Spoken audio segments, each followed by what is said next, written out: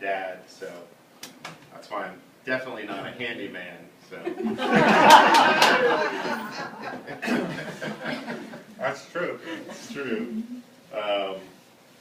But to add on to what Judy was just talking about, I remember being maybe 9 or 10 years old, and my brother and I take a cross-country trip from Virginia to go see our California family, and all I heard about is, your father did this, we're going to get back at you for everything your father did to us. Well, so, anyway, you were kind to me anyway, but, like, what did my dad do? I didn't say that. But yeah, I heard the story about the books and all that, so. But I just wrote down a couple just random memories or fun things about my dad. Kind of tacking on to what my brother said. When we were kids, he would take us on trips. They did the Europe trip. I was, I guess, a less refined kid, so Dad was great. He's like, whatever you want to do, we're due. So we did a roller coaster trip one time. Baseball, we went and I did that too. Go to all the different baseball stadiums, did like a little trip. So yeah, that's the stuff that you remember.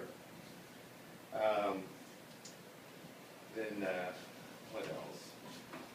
Growing up, and again, the California family.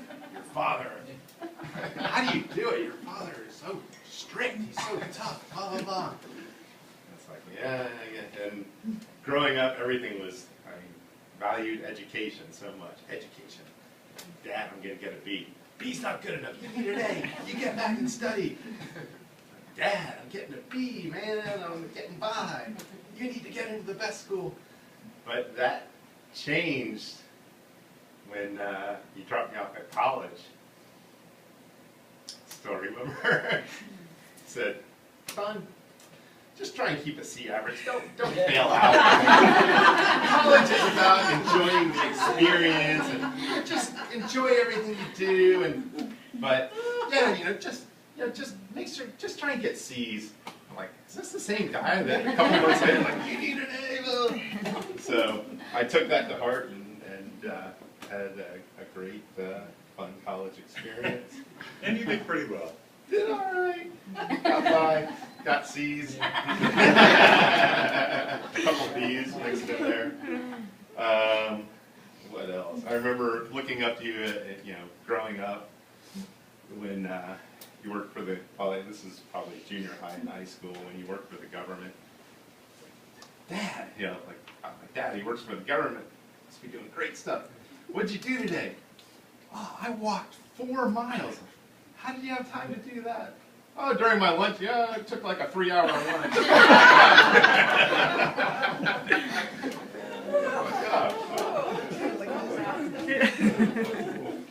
And then along the same lines in high school, I remember saying, I think shortly before I was going to college, Dad, I'm going to follow in your footsteps. I'm going to work for the government someday. I said, son, I think you can do better than that.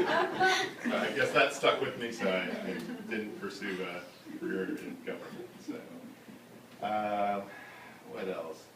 I think that's mostly everything I had. I just, yeah.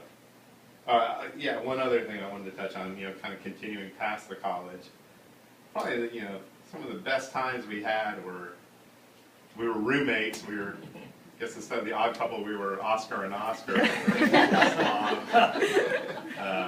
But we had, I don't know, 4 or 5 years where I lived in the basement, Dad lived upstairs, and it was like not a father.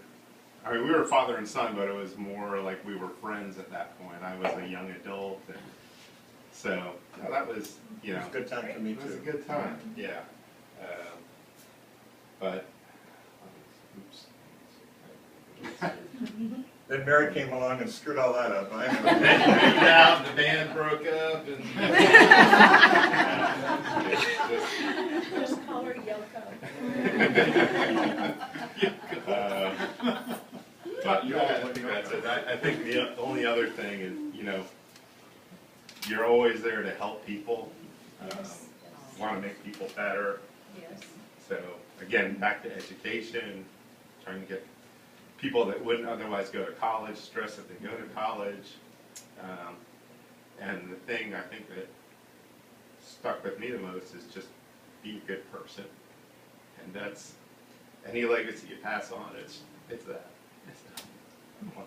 And it worked, because you're both very, very good people, you and your brother, and I'm very proud of both of you. I'm done.